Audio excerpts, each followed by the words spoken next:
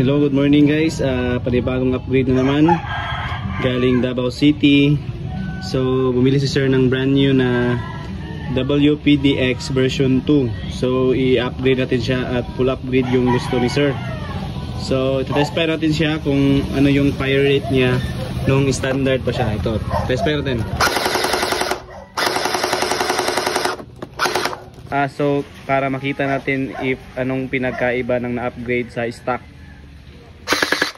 7 volts standard WPDX version 2.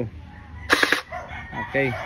So sa mga nagtatanong po ng specs ng mga version 2, ERP9 version 2, PDX version 2, MK8 version 2, ito po yung mga basic specs nila.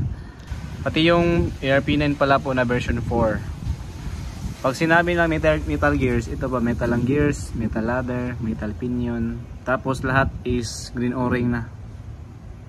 May ilan-ilan lang na black o-ring. Minsan talaga is green o-ring yung nakalagay.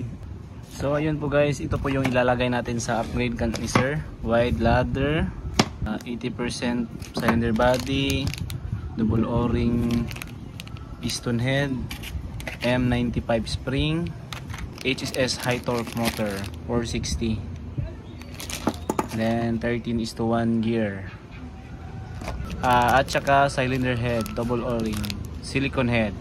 So let's go, lagay natin lahat.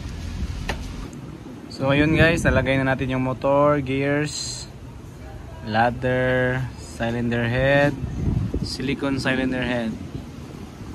Si-shims na naman natin para hindi sila hindi na siya masyadong stress kasi pre-wheel yung gears niya. So shims na naman natin. So ayun, natapos ko nang makabit yung mga pyesa, na shim ko na rin.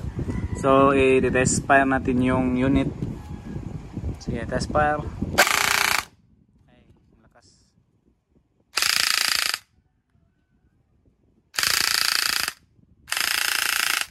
Ang lakas mga boss.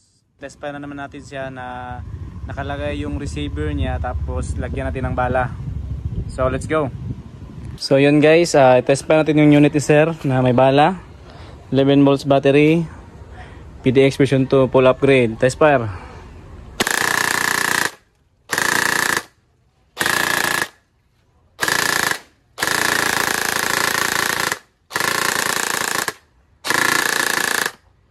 Dali lang naubos ng magasin kasi maliit yung magasin ng PDX.